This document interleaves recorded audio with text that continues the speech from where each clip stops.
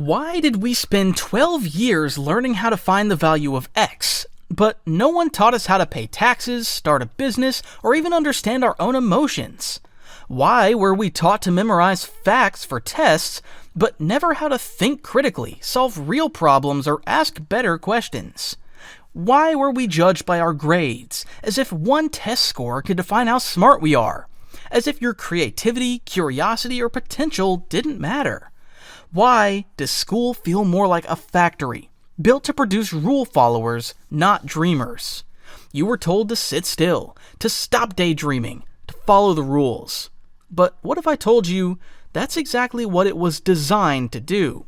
Not by mistake, not because of bad teachers, but because someone designed it that way. Before the 1900s, before massive industries and 9-to-5 jobs, school looked completely different. Back then, education wasn't one size fits all. Most kids learned from their families, through farming, craftsmanship, or small businesses. The wealthy might study literature, science, or art, guided by curiosity, not control. People learned based on what they needed or what they loved. And schools, when they existed, were more like community centers for learning. But then something changed. The Industrial Revolution. Factories were popping up. Cities were growing. Companies needed workers, not thinkers. And suddenly there was a new purpose for education. Not to help you find your passion, not to help you question the world, but to make sure you fit into a machine. There was a new demand. Not for innovators, not to help you question the world, but for obedient workers. That's where John D. Rockefeller enters the story. John D. Rockefeller was born in 1839 in upstate New York. His father was a traveling salesman, a con man really, who sold miracle cures and snake oil.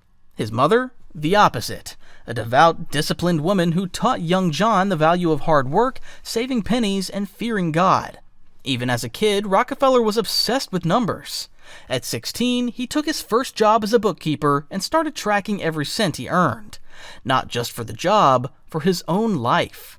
He even gave himself a personal salary, savings, and donation budget, like a one-man corporation. By his early 30s, he founded Standard Oil, and through ruthless tactics like undercutting prices, forming secret railroad deals, and swallowing competitors, he built a near-total monopoly. At his peak, he controlled over 90% of all oil refineries in the U.S. Adjusted for inflation, he was worth more than $400 billion, richer than Elon Musk and Jeff Bezos combined. But Rockefeller didn't just want to make money. He wanted to control the future. And he realized, if you can control how people think, you can control what they do. That's when he turned to education.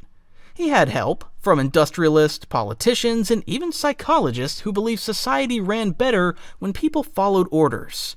One of them, Frederick Taylor. He pioneered something called scientific management, the idea that people, like machines, could be optimized for productivity. It worked in factories, and soon they wanted it to work in schools too. The goal wasn't to spark creativity, it was to engineer efficiency, turning students into parts of a larger machine. They designed a system that looked more like an assembly line than a place of discovery. One size fits all. And to sell this idea to the public, they wrapped it in words like opportunity, patriotism, and progress. But behind the curtain, it wasn't about empowering individuals, it was about controlling the masses. As Rockefeller's General Education Board once wrote, "We shall not try to make these people or any of their children into philosophers or men of learning." Their focus was clear: train the working class to be just that.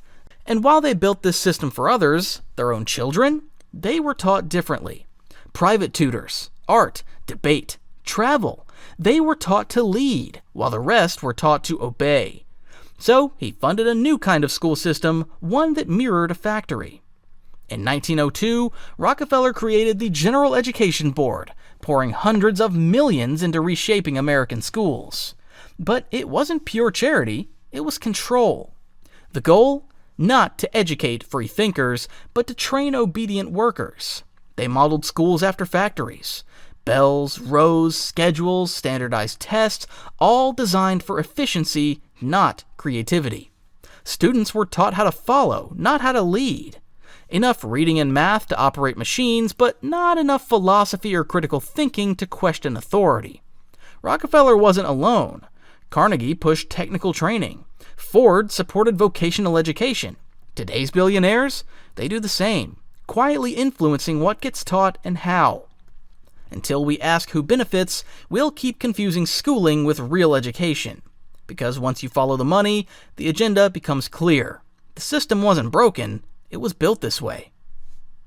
So, what did that system actually look like?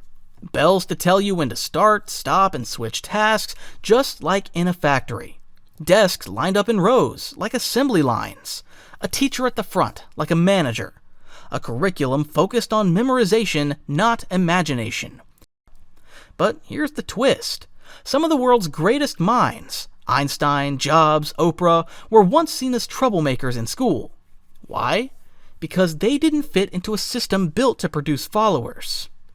Now, fast forward to today, over a century later.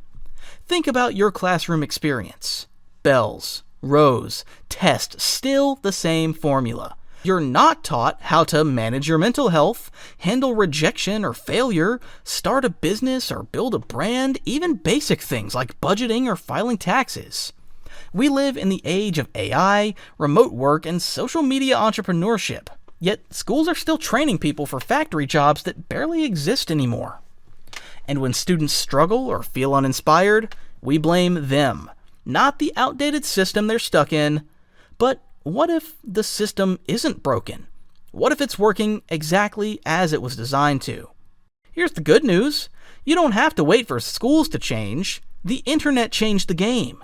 You can now learn marketing from billionaires on YouTube, study philosophy for free on podcast, watch lectures from Harvard and Stanford online, build businesses, write books, make music with no permission needed. The tools to think, create, and question are already in your hands. But here's the catch. You have to unlearn before you can truly learn. Unlearn that you need permission to be smart. Unlearn that failure is something to be ashamed of. Unlearn that there's only one right path. Because the future, it belongs to the misfits, the creators, the critical thinkers, the ones who don't just ask, what should I do? But why should I do it?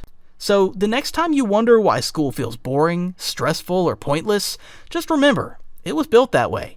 But you don't have to stay stuck inside it. You can choose a different path. One where curiosity matters more than compliance. Where your questions are more valuable than your answers. Where your creativity isn't a distraction, it's your superpower. If you're ready to start learning your way, this channel is here for you. We'll talk about the truths they never taught you in school, from money to mindset to freedom. So, hit that like button, leave a comment, and don't forget to subscribe. Because the real education, it begins the moment you start thinking for yourself.